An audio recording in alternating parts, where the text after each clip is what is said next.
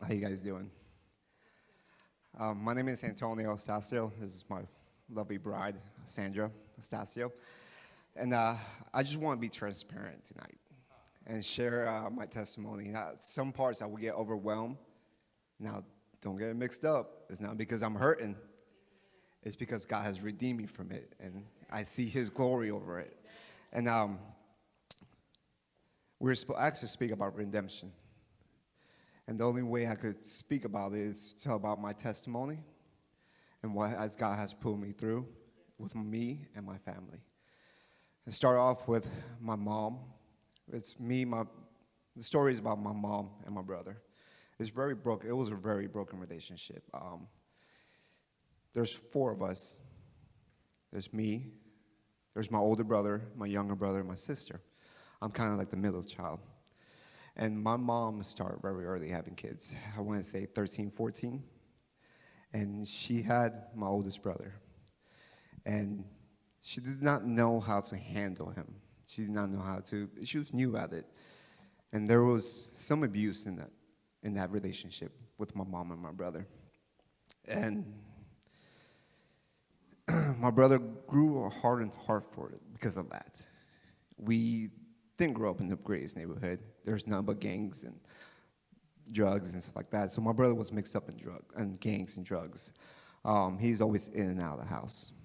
And during that time, I think we're about 10 years apart, and I guess my mom said, this is not gonna happen with me. So she was overbearing with me. She tried to keep me away from the world, but she never told me of the world. She never spoke to me about the world and what flaws the world has. And as soon as I got about 17 years old, I had my first child, and I was gone. I wanted to experience the world. I wanted to know what she was keeping me away from. It didn't go well. This is how my journey began, my story began. I had my first child, and with that broken relationship I had with my mom harboring me, keeping me away. So every time I ever felt a sense with a relationship with another woman, I lash out. I go out. I want to be by myself. I want to party. I want to be with my friends. And I was always like that. And with my oldest child, I have 4 kids. My oldest child, I wasn't much of a father for him. And I was in and out of his life. I left him probably about 4 years. When he was 4 years old, I left. Got involved with another woman, and they were getting married. We had 2 kids together. And we both liked to party. And we both were into drugs. We weren't into responsibilities. And amidst all the drugs and partying, going out, we lost custody of the 2 kids. We had to sign custody. We had a choice: either they go foster care, we sign custody over to my parents. So I signed custody over my parents. I lost my 2 kids. And we grew up in Fort Lauderdale. And I thought there was nothing there for me. So I'm going to move away from my problem. It's always fixes it, And further I move away, and it was going to the desert for me. And I moved away, and I moved with my grandparents to Orlando. And I stayed with her for a while. Then my ex-wife, she calls me up and says she's pregnant. Again, and this is my 4th child coming up. This is my little boy. And I'm like, I guess I might have to move you up here. This is a broken relationship we had. We never fixed our issue. I never fixed my issue. So I moved her back up there. And it was great for her in the beginning a little bit. And that cycle came back around. And we went through the whole thing again. We had the state come in and out of the house, try and take him away. And at that time, they couldn't find any issues with us, so they kind of left. At a point at one time, we ended up moving to Alabama to start fresh again, move away from our issue, because our problems were where we're at. It's not us, it's where we're at. So we moved to Alabama. Yeah, so for some reason that followed us up there. It was the same thing, we're getting involved in drugs again. One night we got into an argument, and she took off with my son. There's minimal communication between us. Then for a week or so, there's no communication. I get a call from her uncle asking where she's at.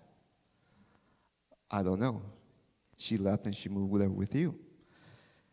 Well, she disappeared and stole my truck.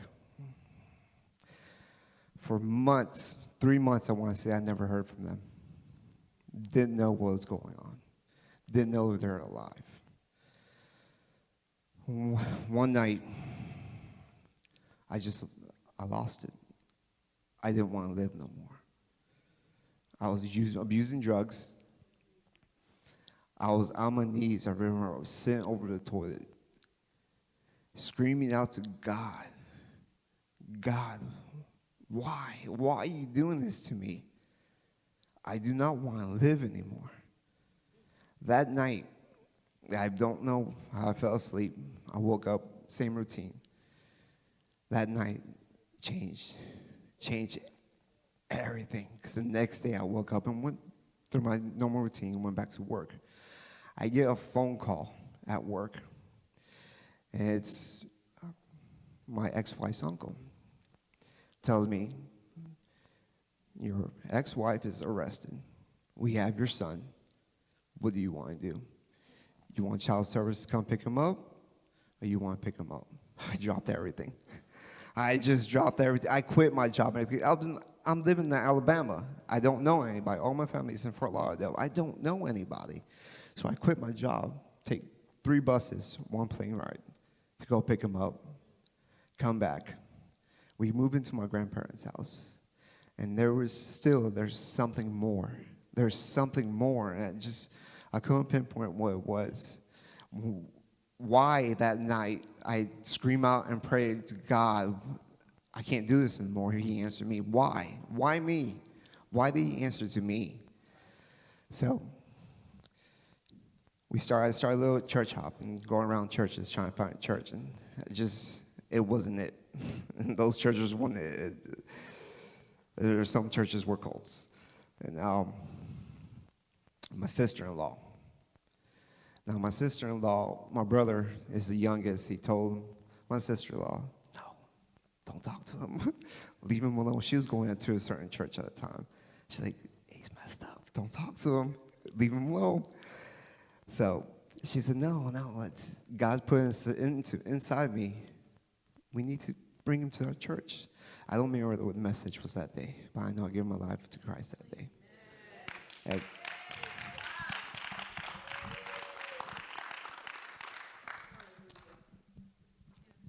now, in the midst of me losing my 2 kids, signing custody, my oldest kids, within that time from moving to Fort Lauderdale to Alabama and back is about 3-4 years. I haven't seen my kids in 3 or 4 years. I had him. I gained custody of him. And I always told my mom, I'm going to change. I'm going to change. She never listened to me. The last time I did not tell her I'm going to change. I made a commitment to myself. I made a commitment to God. I'm going to change. So, push this a little forward. I get baptized. My day of my baptism. Actually, at the church I joined, I met her. She was my table leader. As a class we took was called The Journey. It's a clever name, The Journey. Well, I was going through my journey. So the day I got baptized, I'm nervous. I know I'm going to the church, and my brother's taking me, and we're going to church. And I remember walking through those doors. My boys were there. My mom, she said to me when the issues going through, while I was going through my issues, I caused a lot of pain in that family. I caused a lot of diversion in that family. I brought up a lot of pains with my older brother. I brought a lot of past pains up and separated them more. My mom said to me when I was going through this that she didn't want to hear from me unless I was dead or in jail. And I harbored that for a while until I was redeemed. And when I walked in, she walked up to me. She goes, you know why your boys are here? I said, because I'm getting baptized? She goes, no, because God told me you changed. Yeah.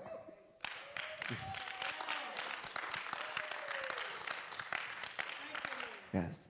Push a little forward.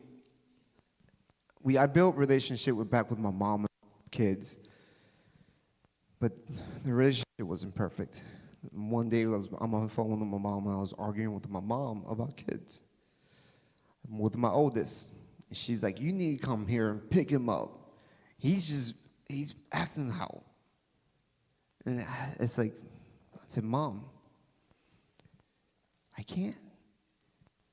I don't have custody of him. We have to go through the legal process to get this done. I told her, Mom, you got to love God more than you love your kids. Her response to me was, I can't stand that about you Christians. You're hypocrites. Click. Like. So a few months go by. She calls me back up. God was working on her. And she goes, I understand now why you said that. She goes, I've been putting God before my family. I've been putting God before my kids. And he's just changing everything. He's taking care of everything. I don't have to worry. So our relationship got a whole lot better. And there's still that broken relationship with my mom and my brother, my older brother.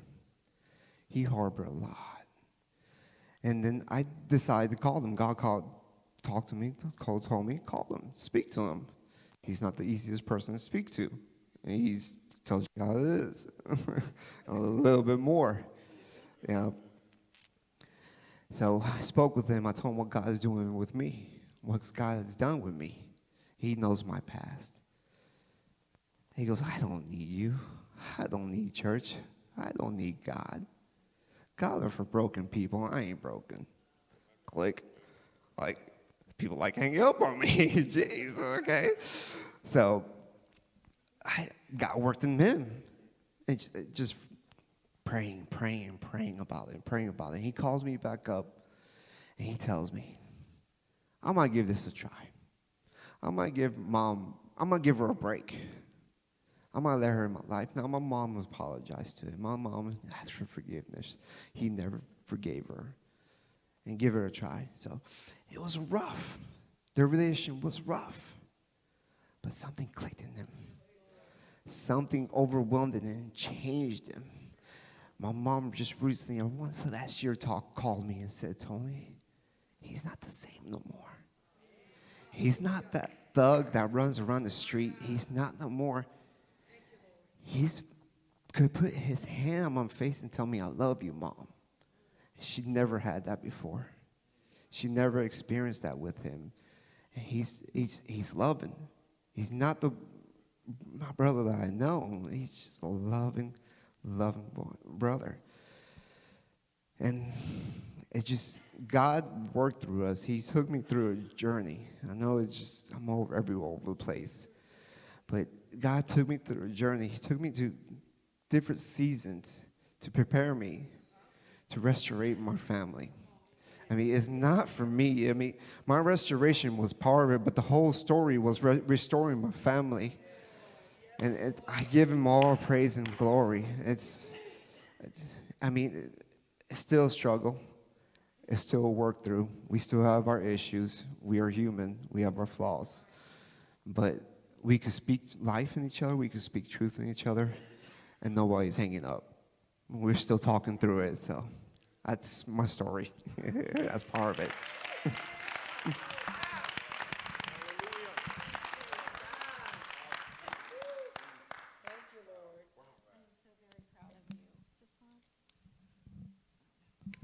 I'm so very proud of you, honey. God bless you. The story of restoration in my family is a little bit all over the place as well, but I'll give this a shot. In growing up with an older brother and my mom, for the most part, it was just the three of us. My mother raised us by herself. My mother and father divorced when I was really young. And my dad left my mom for another woman, so there was always this wound that was never really repaired with my mom until probably in her final year of life. And I had an estranged relationship with my dad. It really wasn't as close as I wanted it to be. Always wanted to be daddy's girl. And I can remember as far back as being 6 years old, always waiting for dad. I remember missing him all the time. I was always missing him. That became the characteristic of my relationship with him, is that I was always missing him.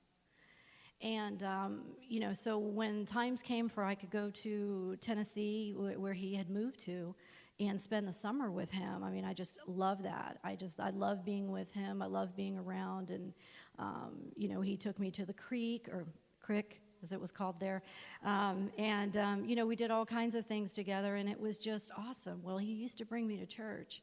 And, it was like a little old church with a little old steeple in the middle of the hills. And I just looked around, and I just didn't understand any of it, because my mother was a Catholic, but not really a practicing Catholic. So I really wasn't sure what this whole idea of salvation or God or Jesus or Mary or anything. I didn't understand any of it. I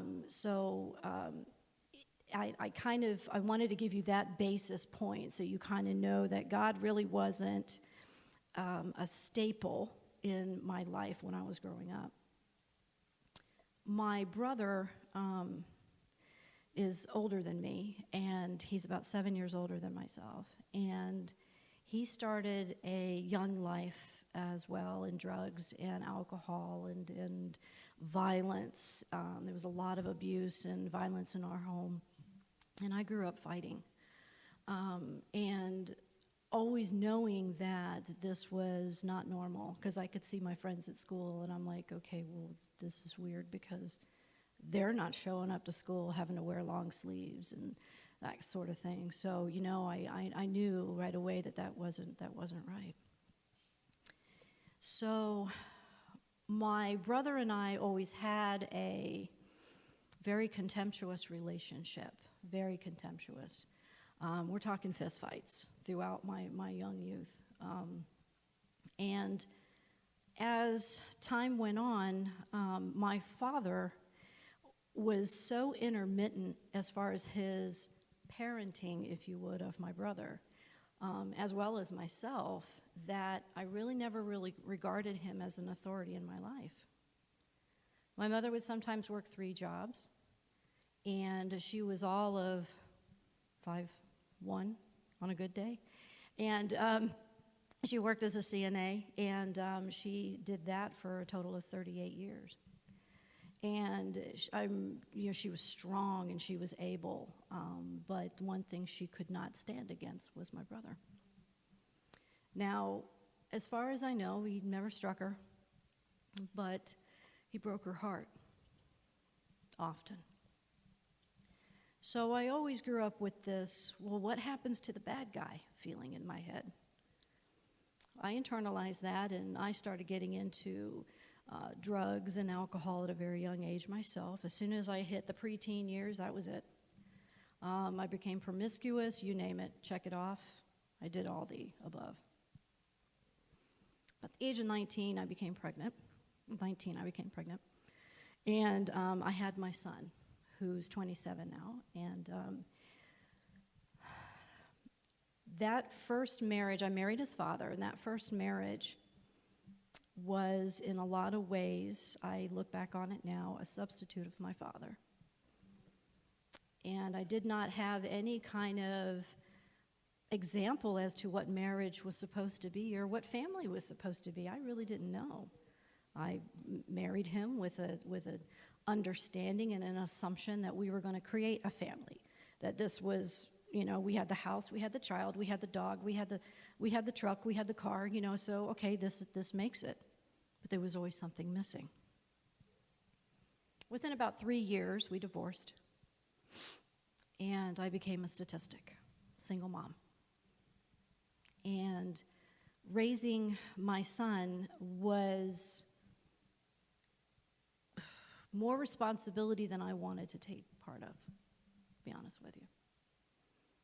So I looked forward to the times that I was with him, and I also looked forward to the times that he was with his dad, so I can go out and regain some of that youth that I thought I lost.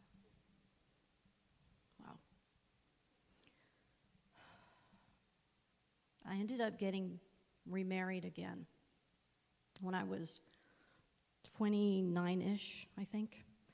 And that, again, was under the facade of it being a family, except this time, this gentleman was in and out of church. He came from a Baptist background. His father was a Baptist preacher. You name it, it all kind of seemed right. Well, I just started following the leader and going with him to church and sitting in the pews. And at that time, when you gave your life to Christ, they brought you up to the front and they kind of quizzed you. Okay, so, tell us all your deepest sins, that sort of thing. So, and I ended up finding out during the course of the short time that I was married to him that things were not all that they seemed to be. And therein lied the broken promise of family again. Here we go again. And my poor son laying victim of that again, seeing that our marriage is breaking up as well. So I'm like, I don't know what I'm going to be able to ever furnish my son with a family, one that really sticks together. Well, parallel to that time frame, my ex-husband, my son's father, got remarried, and he is still married, praise God, to the same woman. And so my son is able to kind of see that. But he also sees it's also not perfect. I've always carried that guilt. As I got older and became more selfish, it wasn't long before I fell into my ways again. This time as an adult, I had transportation and I had money. So I could just go on and do whatever I wanted to do, whenever I wanted to do it, with whomever I wanted to do it. And I thought that that would fulfill me. Well, it didn't. Obviously, it didn't. I ended up having to lose a job and lose my home. And at the time, a 4-year, very dysfunctional relationship with a gentleman that I had met at work. And it was only at that time that I crumbled. Now, you're probably asking, whatever happened to your dad? Well, we got in a fight. I was around the age of about 30, I think, 31. And we spent about 11 years apart. I didn't have anything to do with him. My mother didn't have anything to do with him. My son didn't have anything to do with him. And of course, my brother and him grew up like oil and water, so they didn't know. They had not talked already at that point for 10 years. So what I didn't know is that my father was planning on getting remarried, and then I kind of heard through the grapevine that he went ahead and did that. So I'm thinking, well, great, I'm not even part of that, so I don't even know what that looks like. So fast forward, I had walked into that church that I met you when I lost my home and all that, and I don't remember the message either, but I remember when I gave my life back to Christ for real that time. It said, I can't continue to do this. My relationships don't work. My marriages don't work. My motherhood doesn't work. What is going on? My son wanted to join the army and fly across the world just to get away from it all. He preferred to get shot at. So this wasn't working. Let me give this a try. And I've never looked back.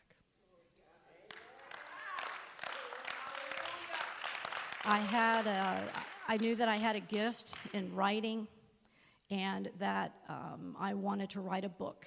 Now, even in my baby Christianism, dumb, whatever it's called, in that phase, I thought maybe I could write a book and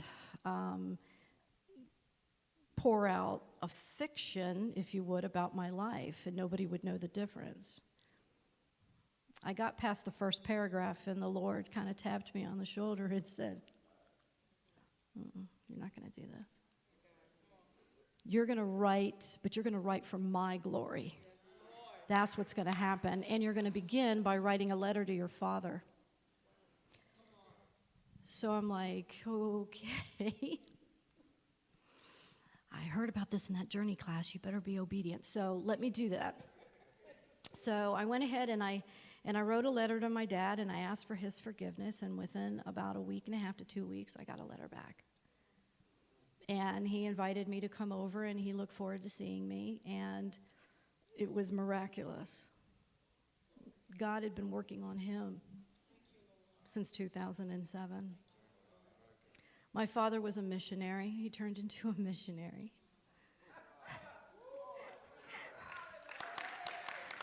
He broke a cycle, that had been long established in his lineage of alcoholism and drug abuse and abuse and just everything, just hatred and bitterness and anger. And he broke that. God broke that. And when I met him, I just couldn't believe it. I was just like, wow, God's doing what he's doing in you, and he's doing what he's doing in us. And I had Tony. Tony was in my life at that time, and then Brandon was, not home just yet, so he was still scheduled to come home from the war. Praise God, he did. And so I watched how God was restoring my father, but then there was this still brokenness with my brother and my mom. During the last year of my father's life, or actually within the last 90 days of my father's life, I went on a retreat. Some of you may know it as the Walk of Emmaus, or Tres Dias for the Catholic Church. And I went on this retreat, at which time God told me very plainly that he was taking my dad home,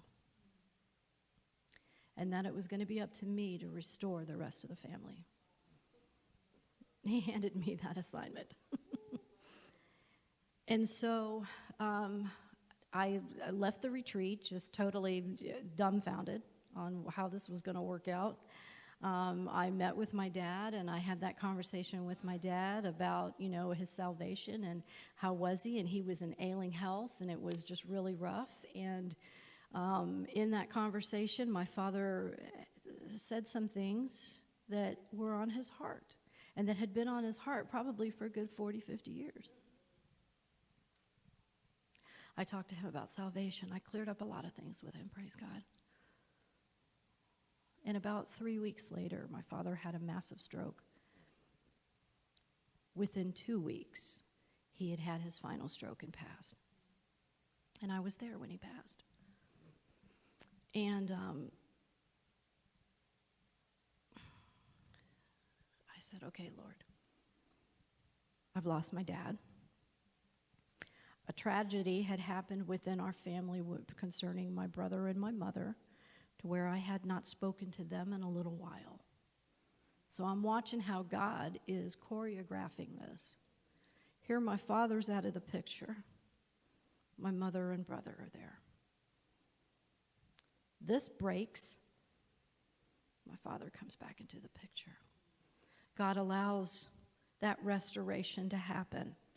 And I, for once in my life, knew what it felt like to be Daddy's little girl. And my daddy goes home, and then my mom and my brother enter back in. Over the course of the last several months, my mother has fallen. She had fallen ill. Up to preceding that time frame, she was falling down. She was diabetic. She had thrombosis of the legs. She just was not in a good place. And my brother lived with her. and still, still lives in that house. And we really weren't talking that much. Some silly stuff that really doesn't matter happened and tore us apart. And I remember thinking to myself, okay, well, my mom doesn't want me in her life, and I no longer have daddy. So how is this going to roll? I guess it's just me and you, kid, right? So my brother calls me out of the blue and says, Mom's in the hospital. Now, this is probably the fourth or fifth time he's called me and said, Mom's in the hospital. He says, but she's really bad.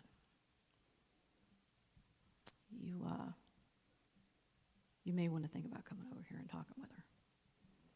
Because I know you guys haven't been together very much. My brother's a very proud, big guy, but he's been taking care of Mom. So anyway, that was a Saturday night. I had a dream, and I woke up from that dream about 3 o'clock in the morning, and I felt the Lord telling me he was going to take Mom home. Then it was a couple of days later, my brother calls me and tells me Mom's been in the hospital for a couple of days. It happened at the same time. My mother went into the hospital the same time that I had that talk with God. It happened at the exact same time. So when he told me that things were bad, I called my mom the next morning, talked to her, and she told me I have cancer. I said, okay, are you sure? She's like, I think so. Have they told you that? They're going to. She knew in her spirit. She already knew. So I went to see her, and by divine appointment, we were left alone for hours in her hospital room, and we had a chance to talk about her salvation and clear up her questions too. It was a repeat performance. God used me again to answer those questions. Hallelujah. And during which time, within a couple of weeks, my brother called me and said, Sis, this isn't good. You need to come now. So I went back, and out of it's about 3 days, right? Monday, Tuesday, Wednesday, Thursday. Thursday morning at 2:35, she passed away. What happened during that 4 or 5 day span is what I want to end my story with, is that Monday when I got there to that Thursday morning at 2:35 when she passed away, between my brother and my niece, we mended. We talked through memories of climbing up the mulberry tree. We talked about slingshots, and we talked about, you remember that bike that you busted? Man, I can't believe you did that. And the whole time my mother's laying there in the hospice bed, and she's not conscious, but I know she was listening. I know she was listening. I know she was probably laughing, thinking, you too. And I held my brother.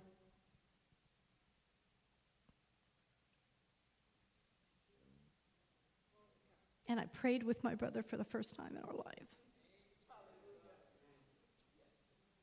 And I remember ministering to him during that time frame too, and told him, you're distracted by everything else. And do you understand that that's the devil trying to distract you? And do you understand that that is the devil trying to cause division even during this time? So much other junk was going on. And my brother was trying to get distracted during that time frame. And I said, no. Look at what God's doing here. Look at this. Give him glory. Okay? Pour good into it. The bad will dispel. Walk away from it. And he stayed focused. And together we were able to be there for Mommy in her final moments. That was the middle of August. Since that time frame, my brother has spoken more of God than he has anything else. My brother has told me that he repeatedly prays throughout the day. This morning on a prayer line that I was listening to, there was a pastor that said, and I remember him saying this, he prays for brothers. He prayed for a brother, and he says, as a man, sometimes you can't, how did he put it? I'm going to have to paraphrase it, that sometimes you think that no one's ever going to love you like mama can. And that resonated in my spirit because the first person I thought about was my brother. I called him up today, and I had about a 40-minute conversation with him. And typically when you talk to my brother, you can hear the television in the background. There was nothing in the background. He sat silent and listened to me speak life into him. The Lord just continued to say to me, tell him this, and now tell him this, and now tell him that. And I kept telling him that this is a time of restoration for him, and that through him, there is going to be redemption with his son, and there's going to be redemption with all of his children. And that I told him about there's a book in the Bible, it's called Job. You're going to look at it, and it's not with an E, by the way, it's spelled job, but I want you to read it. And when you read it, let me tell you a little synopsis about it. And I told him it's a synopsis about what it was. And he goes, wow. And I said, yeah. There's a Bible in Mommy's room. Go get it. I want you to read about it. Because God's going to return to you triple, quadruple fold. You pour into him, and you know that he is your resource and he is your source. And I told my brother, that is it. You've hit rock bottom. This is it. You're watching it happen, but you know what? God's there. And my prayer for him began as something very simple, just to let my brother be aware of God's presence. Let him just acknowledge, ooh, is that God? Ooh, this happened. Is that God? And now he's at a point where he's looking for him. He's seeking him with all of his heart. And when I was talking to him this evening, he just told me, he said, sis, I'm right there with you. I'm listening. You keep pouring into me. The last time we were here at service, there were some things that were said, and I'm over there on my text message. Verbatim. Just my pastor said, this is what my pastor said. And I'm hitting him up, and I'm telling him, and he didn't respond. He didn't respond. Not till the next day, and I got the text message, and it said, sis, you keep on saying those words to me. You keep bringing it. You keep on. You keep on. Don't ever stop. You don't ever stop, because I need that. And, there's a couple members of our family that we are praying and declaring that they will find the salvation and that they will return back. They will return back as prodigal sons to God, and we just know that. But it has been powerful between us, independent of each other, and then with each other. It's been pretty powerful, and God has continued to work on this ministry right here in our marriage. And it's always been our prayer together that we could work as a unit and serve in the body of Christ together. And we have had yet to really do that until coming here. So, praise God. Thank you.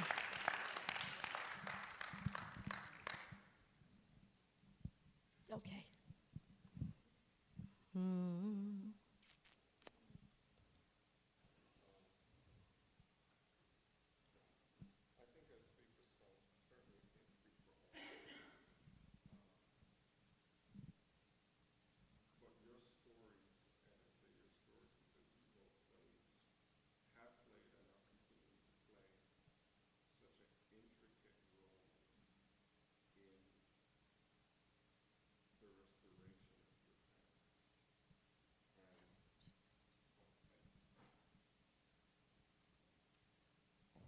thank you.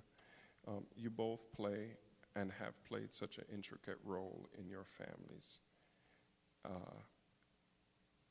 And you use two words synonymous, if it could be, to each other, but redemption and restoration.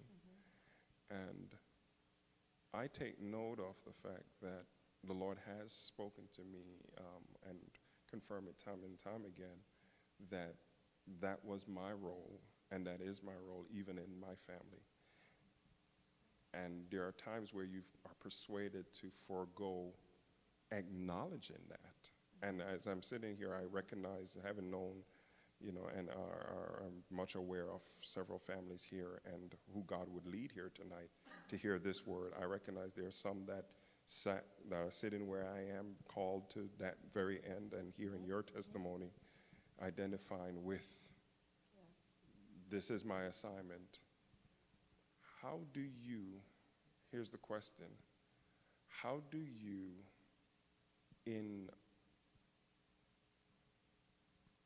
seeing God use you to the end of such, and then recognizing the changes as they take place, contain yourself each moment that you come to a revelation that God used you to do something? How do you contain yourself? For me, I'll give you an example. I want to break in just tears and sometimes even want to do more than, quicker than, because if you did it just now, I'm ready to go now and to reach everyone. How do you contain yourself? I don't think you can. There's no way contained. And when I was over her mom's house, and I seen that restoration, I was in the corner by myself, but I'm crying. And I'm like, oh my gosh, it's hard to contain when you see God's work. It's hard to contain because you want, like you said, you want to do more. You want to shout, you want to dance, for me, it's crying. I weep. I weep when I see restoration. I weep when I see people giving their life to Christ. I weep when the people are getting restored. I weep. And it's hard, for me, it's hard to contain.